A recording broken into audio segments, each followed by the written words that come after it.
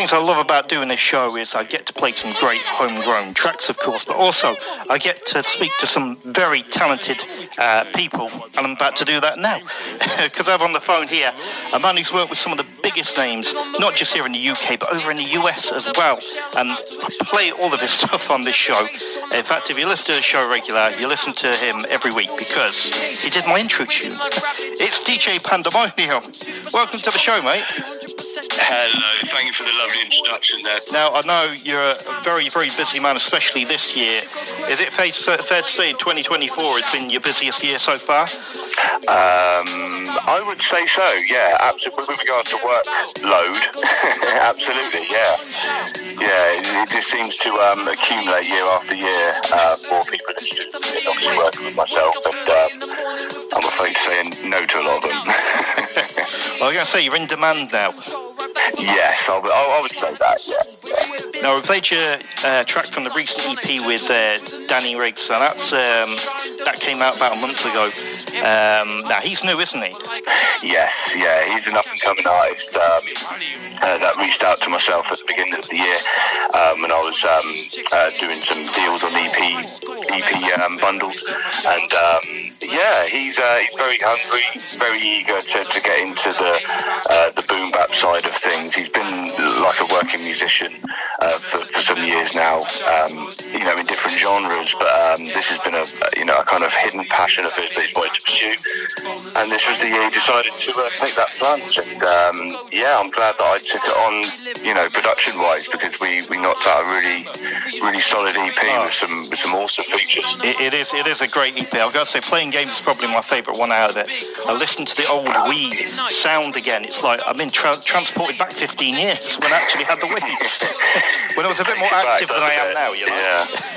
Yeah, absolutely. Yeah, thank you, man. Yeah, that's. I'm not sure if it's obvious or not, but yeah, that's the intention of the track. Especially when I first made the beat, me and nostalgia. I love a bit of nostalgia. On that nostalgia kind of tip, there's a similar track that I'm working on with Wilson Fisk at the moment. That's just like that. It takes it back to it's a particular cartoon that he's a big fan of. I can't remember the name of it off the top of my head, but yeah, I love making tracks like that.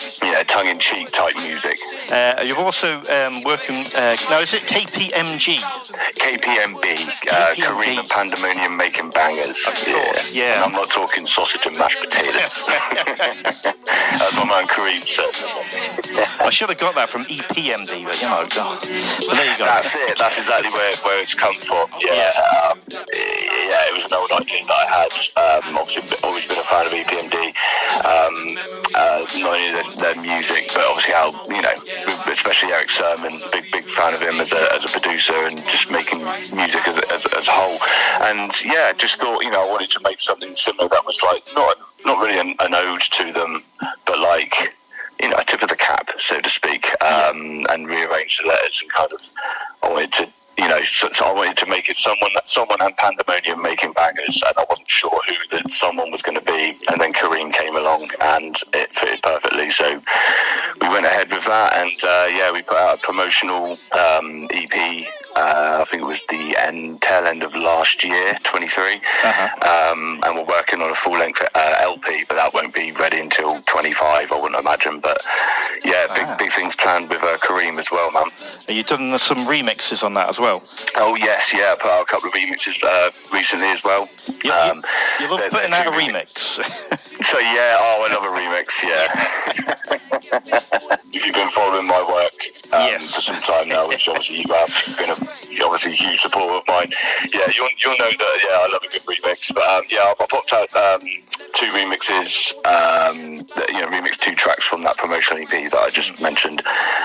So they're out on my Bandcamp at the moment. Take it you've got quite a few more things lined up for the rest of the year then? Oh, plenty, yeah. There's quite a few projects in the works, close to being finished. There's a lot. The one that I obviously we've got the one that's the stuff that's out at the moment. Obviously, you've got the Danny Riggs EP. You've got the single, that's out with Retro as well at the moment. Back on that Raw. and I've got that. I've got a full-length LP that's finished now. I've just got to put my Panda sauce, as my man Rashid likes to call it. Do all the mixing and mastering and whatnot. But that's the LP with my man Nate Loco in Nottingham from the local healers. That's a really big project that I'm really excited about. That won't be coming out until 25 as well, because we're going to be, we're looking at putting that out properly, get physicals done, etc., and merchandise the whole 9 yards. So there are plenty of other projects as well. If you want me to reel them off, but it might take about 5 minutes. I know you mentioned something about remixing the drop. Is that any close to happening, or? That is something that I do absolutely intend to do. I've dabbled with it here and there, but I've not really had the window of time to really attack it since declaring that I was going to do it. But it's definitely something that I'm going to do. Hopefully I'll get a chance to do that next year. I most definitely won't be able to touch it this year. But 2025, hopefully I'll be able to get around to doing that, because that's a monster of a track. It is. Half an hour long. That would take a big window of time. Yeah. Because I've mentioned that you're working with a lot of people in the UK and over in the US even. What's the biggest artist you've worked with so far? Oh, wow. Well, without a question, I'd have to say my man Dizzy Dustin. Of course, yeah. Yeah, I mean, if it wasn't for my man Diz, a lot of things might not have happened or panned out the way they have since. So I've got to give big props to my man Dizzy Dustin from the group Ugly Duckling out there in Long Beach, in California. The features obviously that came with that LP alone was a big bucket list tick off for me. Artists like Master Ace, Akil from Jurassic 5, Imani from The Far Side, Blade. It was crazy, the amount of features, and also managing to get my man S on there as well. That was because that's another artist from across the sea, not in America but in Canada, that I've done some work with as well. Did in 2020. It was great to get him on the project as well. Now I know you said if you could list all the stuff you've got planned for till the end of the year, it might make up a few minutes, but is there anything you're particularly looking forward to? Oh, absolutely, yeah. I've got projects, EP projects that are currently in the works at the moment that I'm really excited about. I've got an EP project with a man, Jana Man. He's an MC from down this way, southwest UK. I've got another EP with Controversy, an EP with Controversy as well. An EP with my man Kenny Cadence and Brinkworth, otherwise known as Hate Being Sober, from Wales. That's in the works as well. Got an EP with man like Ches in the works as well. That's so much. I mean, do you actually? EP with Shafto. I've got an LP in the works with Kasky and Silver Grey as well. So there's a lot on the go, and that's just what I can remember and what I've got written down at the moment. There are other projects as well, but do you actually sleep, or do you just sleep in the studio? Is that the deal? I think that what the thing is with me, a lot of people get that impression. They ask me that question all the time. Do you ever sleep? And I do actually. I get a full 8 hours every night, and I actually do other stuff other than music. Do you know what I mean? As well, like I love family life and things like that. I think it's just when I do get my pockets of time to sit down and work on my music and my craft and whatever it is I'm working on that side of things, I'm just really quick at it now. I think because I've been doing it for so long, it's like it's second nature. Like things used to take the process used to take a lot longer. Now it's really quick. When I hop on that laptop or whatever, the process is quite quick. In fact, if anything, the thing that takes the longest is when it comes to mixing and mastering. That's the time consumer. Actually creating doesn't take as much time, if if that makes sense. So it's become second nature to you. Exactly. Yeah. It shows you love what you do, which is great, you know. Absolutely. I mean, pardon me. It's you know, because I refer to it now because it is a hobby. It always has been a hobby. It still is, but now it's become work, and I love that. But obviously, when you do, you know, do you see what I mean? Like it's not work, but it is hard work, if that makes sense. Yeah. Do you see what I mean? You enjoy it, but it's, you know, after a while. So I felt like, because I've said to a lot of artists actually this year, because I've had a lot of artists approach me with regards to, you know, interested in working on projects, and I've had to say to them that we probably won't get round to working on it until, you know, later on in 2025, because I've got so much on at the moment that once I've finished that, I'm going to need a break. Yeah. Do you know what I mean? I'm going to need sleep just for my mental. You know, it's, you know. So pardon me. So yeah, it can get like that, but it's at the end of the day, you're enjoying it all the way through anyway. So it's hard to explain. Yeah. Yeah. Okay, I sort of understand. It's difficult for me because I'm not talented in any way, but I can kind of understand. Bless you. Where it comes from. Man, you've won the hottest radio show out there, man. What are you talking about? Yeah. So I mean, but I can understand that. I mean, all I do is I just play records. I'm not talented. I can't.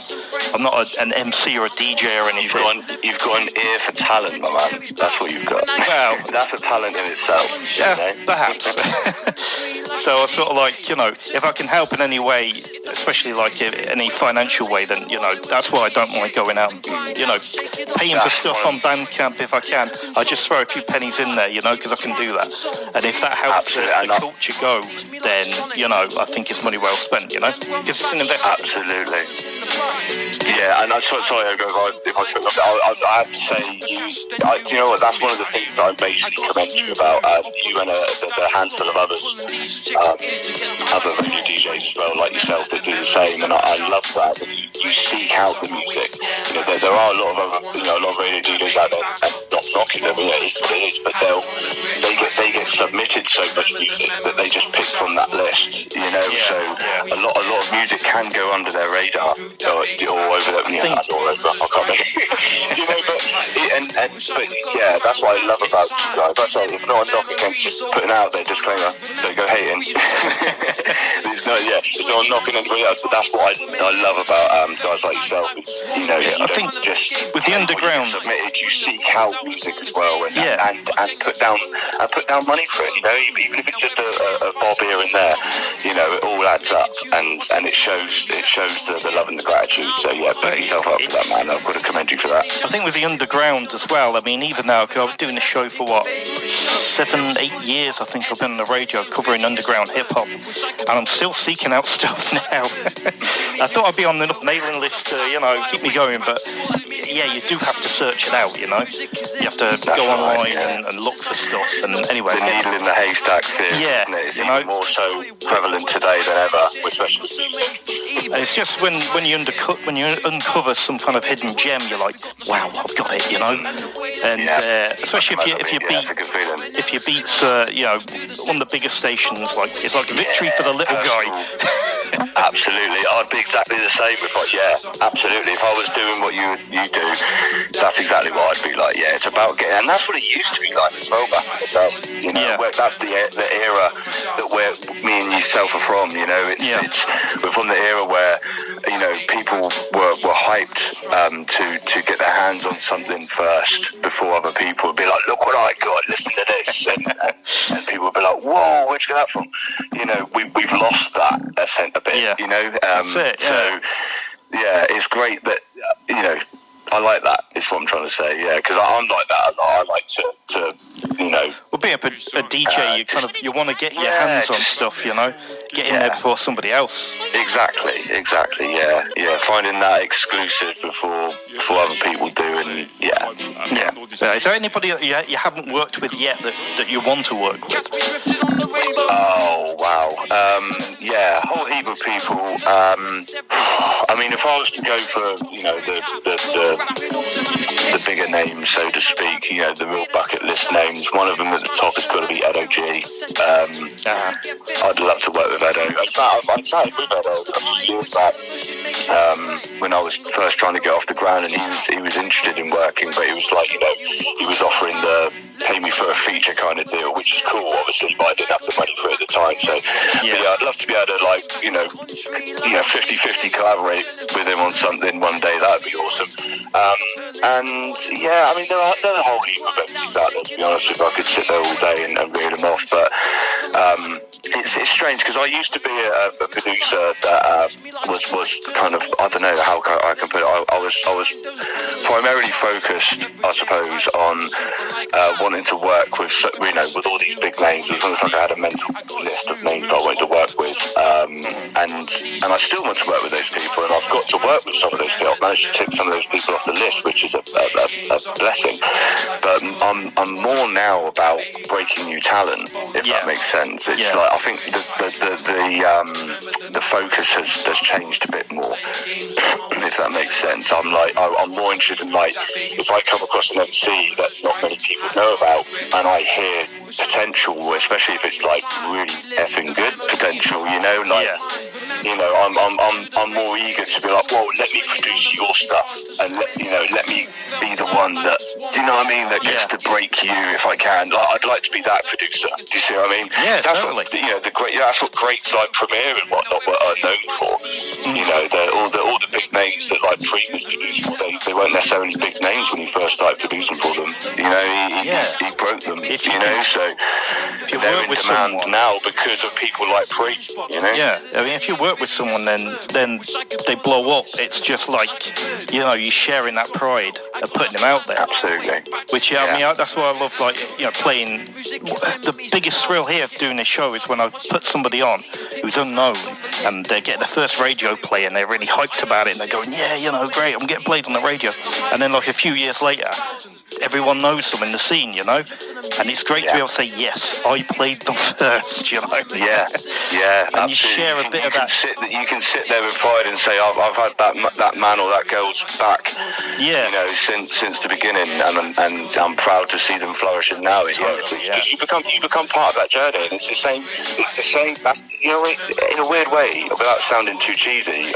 That's how, like, I see, you know, people like yourself and all my fans, you know, all my supporters over the years that have followed my journey.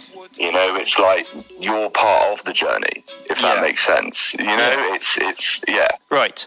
Now, we're going to play out with one of your KPMB. KPMB. Kareem and Pandamonium making bangers. KPMB. You should be able to remember it, KPMB.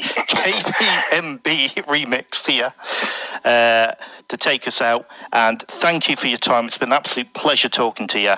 Keep on making them bangers. Thank you ever so much. Thank you for the support, man. Honestly, no worries. Gratitude to you and everybody out there that supports my music. No worries. And so we'll speak to you soon. Thank you ever so much. Big up, my man. Keep up the good work.